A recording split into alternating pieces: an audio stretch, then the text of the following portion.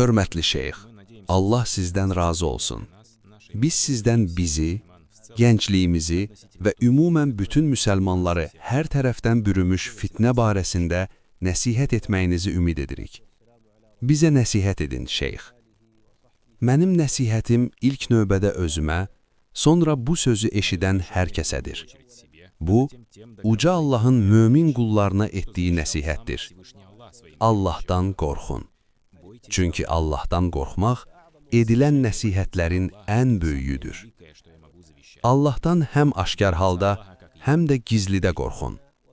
Məlumdur ki, Peyğəmbər bir gün Muaza belə demişdi: Ey Muaz, mən səni Allah üçün sevirəm.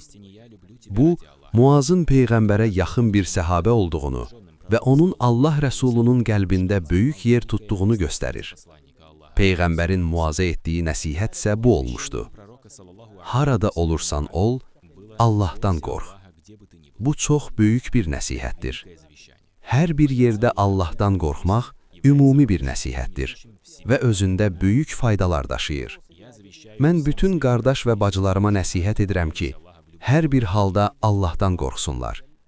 Allahın onları müşahidə etdiyini dərk etsinlər. Onlar tək qalanda da, insanların arasında olanda da. Sanki onlar hər zaman Allahı görürlər.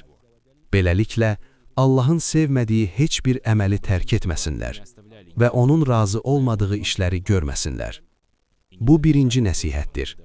Harada olmağımızdan asılı olmayaraq Allahdan qorxmaq.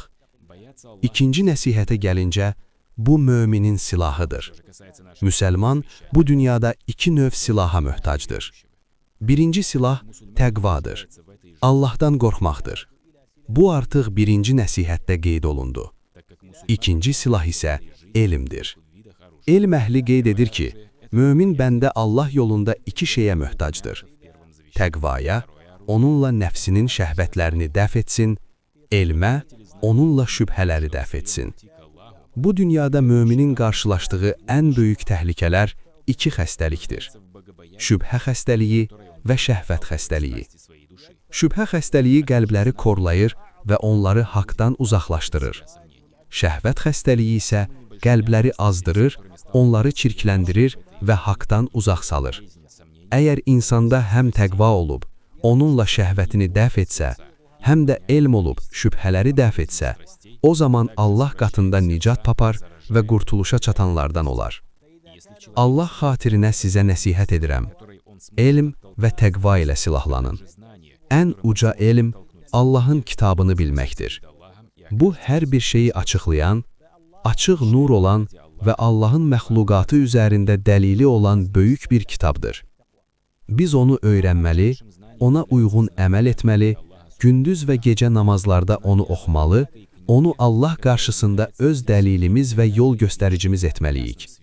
Onun arxasınca getməli, ona itayət etməli və qadağan etdiklərini tərk etməliyik.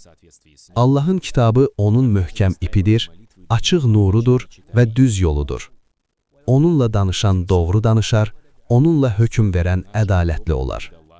Kim bu kitabı kənara atarsa, Allah onu mütləq zəlil edər. Elmin əsasından biri də Peyğəmbərin yoluna tabe olmaq və onun sünnəsinə uyğun əməl etməkdir. Onun sünnəsini bilmək, onu öyrənmək, əzbərləmək, üzərində düşünmək, anlamaq və insanlara izah etməkdir. Bu, müsəlmanın ən çox ehtiyac duyduğu elmlərdəndir. Daha sonra Quran-ı Kərimi və sünnəni anlamağın, Peyğəmbərin səhabələrinin, onlardan sonra gələn nəslin və onların ardınca gələnlərin anlayışına uyğun olması lazımdır.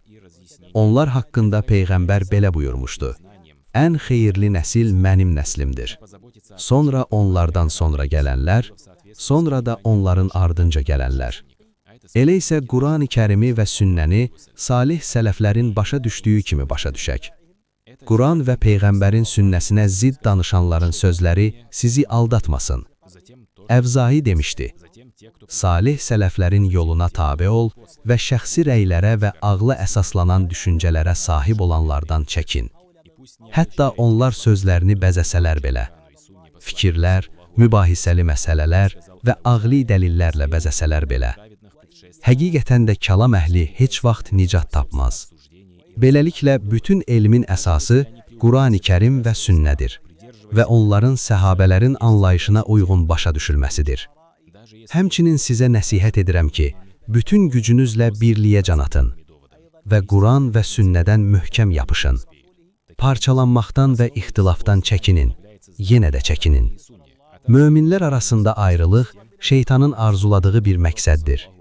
Buna görə də Rəbbimiz buyurmuşdur: hamınızla Allahın ipindən möhkəm yapışın və parçalanmayın.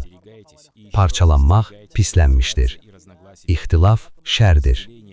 Bütün xeyir birlikdədir. Təriflənən birlik Allahın kitabı və Peyğəmbərinin sünnəsi üzərində olan birlikdir. Bunlar mənim əvvəlcə özümə, sonra ümumən Qafqazdakı qardaşlarıma etdiyim nəsihətlərdir. Biz birləşməli, əlaqələri möhkəmləndirməli, ixtilafdan çəkinməli, Quran və sünnədən möhkəm yapışmalı və onları salih sələflərin başa düşdüyü kimi başa düşməliyik. Allah onlara rəhmət eləsin. Bir daha və bir daha hamımızı ixtilafdan, mübahisədən və parçalanmaqdan çəkindirirəm. Həqiqətən də bu, Allahın sevmədiyi və razı olmadığı bir şərdir. Uca Allah buyurur: hamınızla Allahın ipindən möhkəm yapışın və parçalanmayın. Allah daha yaxşı bilir. Allahın səlavatı, səlamı və bərəkəti Peyğəmbərimiz Muhammedin üzərinə olsun.